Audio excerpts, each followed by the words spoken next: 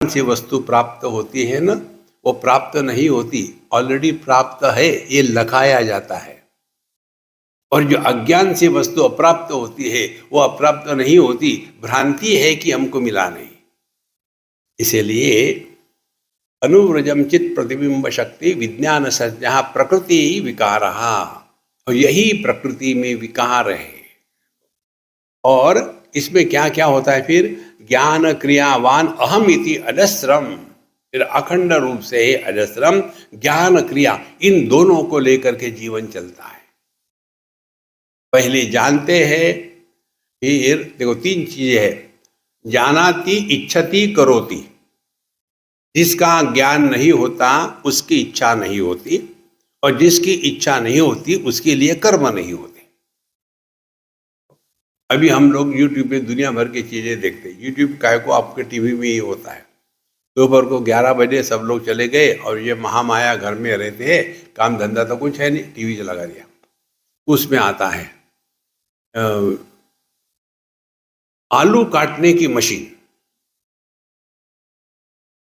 5 minute में आप 5 kilo आलू काटोगे बिना किसी प्रयत्न के, सभी टुकड़े एग्जैक्टली एक जैसे हो गए।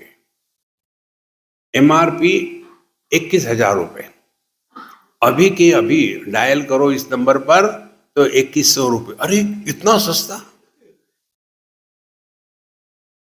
तुरंत डायल करो, वो रॉन्ग नंबर नहीं होगा, पक्का होगा, और आपके पास तुरंत आ भी जाएगा मशीन। अब आ तो गई मशीन, अब इतने आलू काट के क्या करें, क्योंकि घर में 2 ही है, हम 2, कोई नहीं हमारा। अब ये मशीन लाई, दिखानी तो है ना दुनिया को, फिर कोई ना कोई बहाना बन करके एक पार्टी बनाओ, और सब कुछ बनाया, आलू की सब्जी भी बना दी, सब लोग खा रहे। ये जाके पूछे कैसा है, खड़िया बढ़िया आलू, हाँ आलू की सब्जी ठीक है, हमेशा की जैसी है, इसमें क्या विशेष है।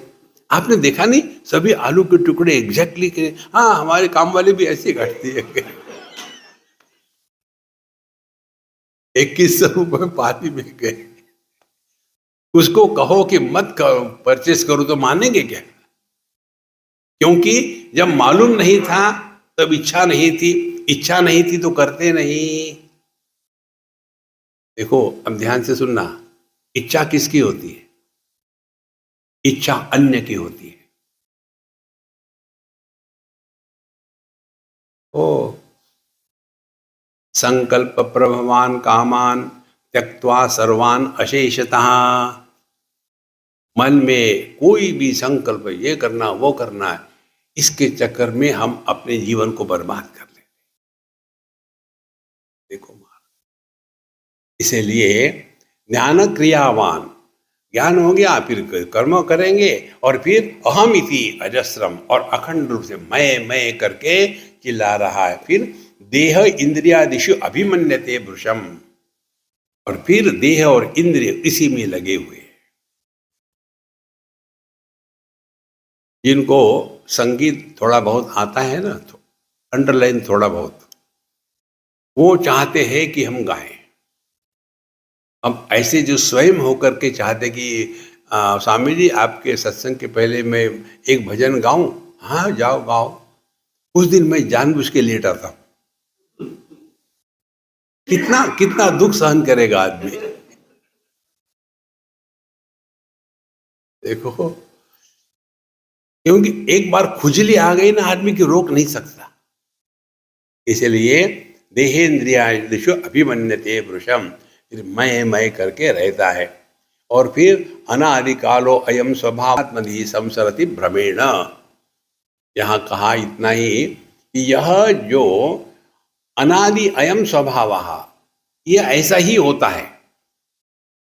अब सवाल ये है, आपने इसको सत्य माना कि नहीं माना?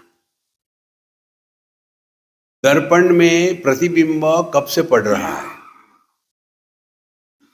देखो अनादि, उसको आप कुछ नहीं कर सकते। आप चाहो न चाहो, दर्पण के सामने गो प्रतिबिंब होगा। फिर क्या करना, आपके हाथ में इतना ही है, उसको सत्य मानते हो या मिथ्या मानते हो, या आपके हाथ में। सत्य मानोगे तो अरे झगड़ा करो, और यदि मिथ्या मानोगे तो मौज में रहो। अब क्या करें दर्पण से प्रतिबिंब को हटाने के लिए?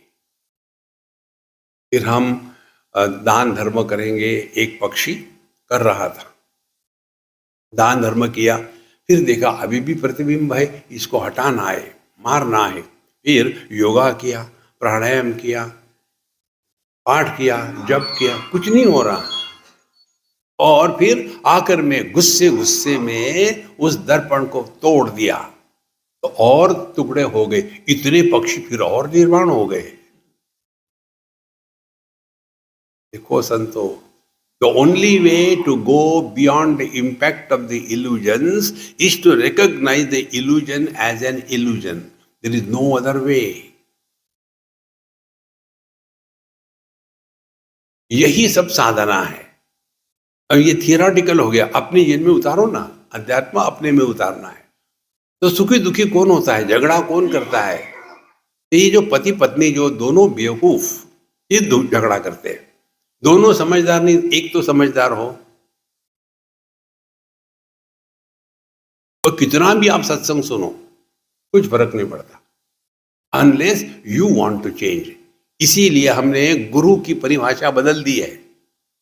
हम लोग नॉर्मली क्या करते, गुरु माने उसका फोटो लगा के दीवार में उसको क्रूसीफाई कर दिया, नीचे मत उतरना, वहीं लटके रहो।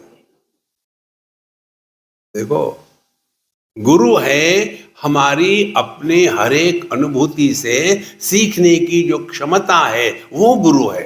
यदि आप सीखना नहीं चाहते हो तो साक्षात भगवान भी आपको कुछ नहीं सिखा सकता। क्या करोगे सत्संग में आकर के? अपने को बदलना है, और बदलना है माने क्या? गलत धारणाओं का त्याग करना है। ओ